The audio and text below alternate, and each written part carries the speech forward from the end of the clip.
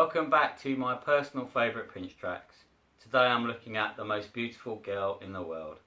And this is just a fantastic song from 1994. A beautiful, soulful ballad that Prince did. And I kind of respond because he'd been told that he no longer had any hits in him. Diana told him, you haven't got another hit in you. With everything that was going on at Warner Brothers, name change and everything, and Prince writing Slave on his cheek and everything that was going on. This was his response. So not only was it a hit, it gave Prince his only UK #1 single. What about that for a response? That's Prince saying, I can have a hit whenever I feel like it. Here we go. Not only is it a hit, it's a #1. So, but I'm not doing that anymore. That's not where I'm at. But just to prove a point, there we go. And I love that. It's just that Prince I could do that any day of the week if I felt like it. But just to prove the point. So he did prove the point, and what a fantastic song it was. I say the single version, the original one that came out, lovely soulful vibe all the way through. It's just got beautiful, the guitar and the keyboards really married together in a beautiful little hook on the chorus. They go beautiful girl, sounds really lovely all the way through. Prince's falsetto stunning all the way through. He hit some ridiculous high notes at the end of it. Oh God. But ever since it was released, even to this day, they never get that far on the radio. They always fade it out after the talking bit, where Prince does his. Prince always sounds so cool when he speaks as well. He has such a great voice, speaking voice as well, so cool. And as soon as he finished that bit, beautiful, beautiful, and then as soon as he gets into the high note, fade out. And people forget it goes on for another minute almost, and Prince going ridiculously high. Whatever. There you go. So yeah, that was a single that was released. It got to #1 in the UK in April, and he went on Top of the Pops as well. Not personally, but he recorded a video for them. Now Prince being Prince, gets his first UK #1 and does a completely different version. So what we now know to be the Mustang mix, but at the time we had no idea what's going on here. And there's Prince in a set that looks like it's from the Science Museum, Apollo landing or something. All this foil going on everywhere, and the Top of the Pops logos, a bit of tinfoil made up here and there, all shiny. The band Maite doing a bit of dancing. Prince is wearing, I think it's like red. He's got a cane with him, and he sings it live, and it's just fantastic. It is a great performance, and there's a bit where Prince just goes, baby. It's just really cool. I really love that. But at the time, his first time, as far as I was aware, that he'd done anything for Top of the Pops. Apart from them maybe showing one of his videos, but actually to record something at the Top of the Pops. All that exposure. If he'd have just done the single version, he might have got another week or 2 weeks at #1, which would have been amazing. But this is Prince. This is why we love him. He does it his way, and I'm not going to do that. I'm going to do this. So yeah, the Mustang mix, as we know.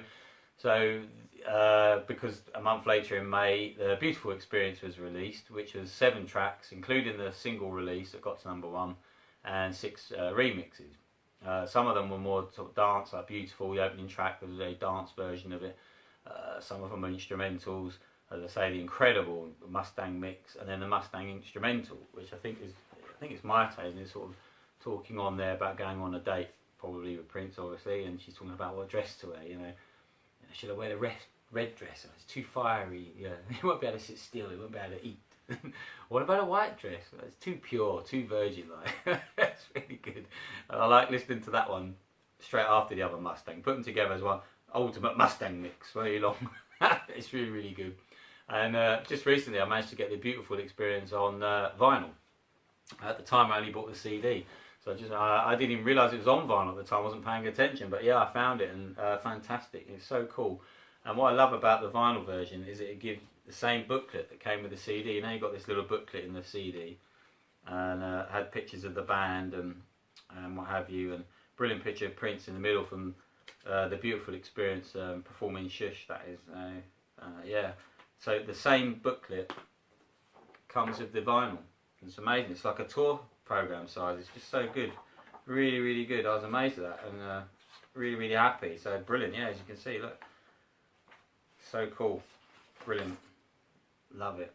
So, and the actual vinyl itself as well, again, just really cool. When you just look at that, I just love the guitar in the middle. This looks like it should be one of those platinum record things on the wall. I was almost tempted just to frame it and never play it, but no, it got the better of me. I had to listen to the Mustang mix on vinyl. And it's awesome, it really is. So it's the same on both sides. You know, the same 7 tracks on both sides. Amazing. But you didn't get the butterfly inlay card with the vinyl. Apparently that was a CD exclusive. Do you remember this? This little fold out, which would have been cool. Imagine this, the size of that other, you know, inlay card. It would have been amazing. But there you go.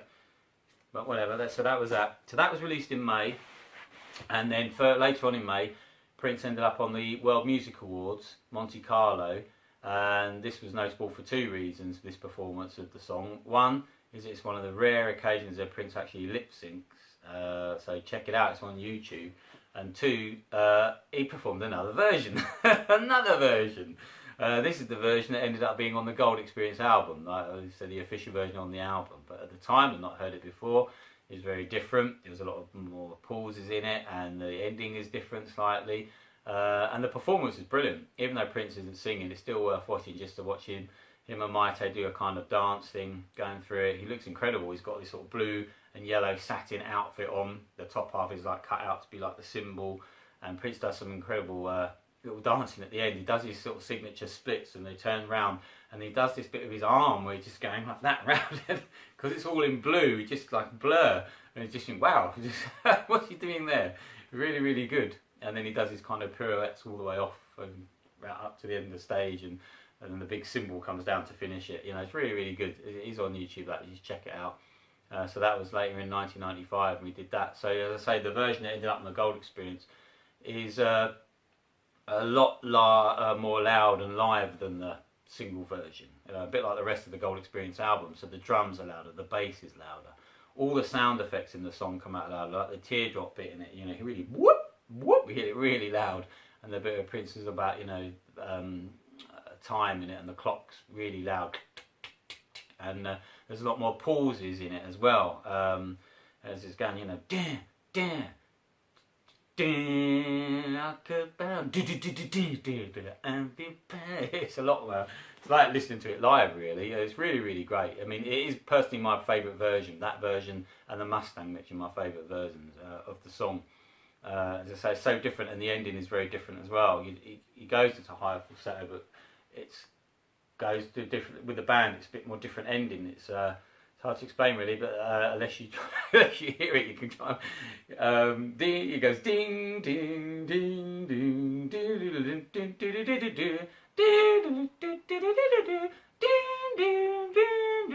ding, and then you got these lovely little drops. It goes ding ding.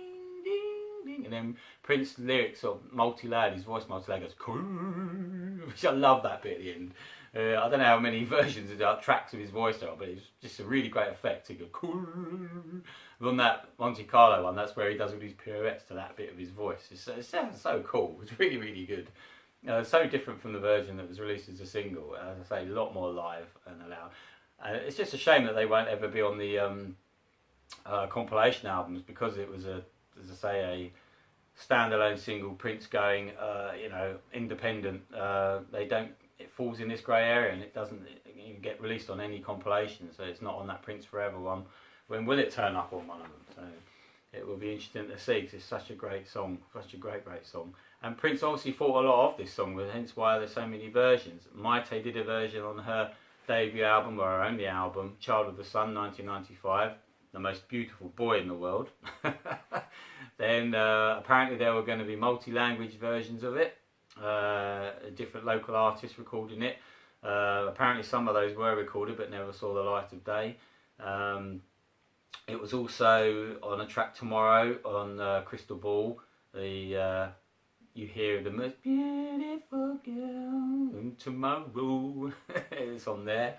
So, and the Mustang mix was re-recorded in 1996 for an album that was going to be called The Dawn. So there's a Mustang 96 version as well that I never heard. So he clearly really thought a lot of this track, and liked doing a lot of different versions of it, which, as we said about a lot of his songs, he does that. So yeah, The Most Beautiful Girl in the World. Absolutely amazing track.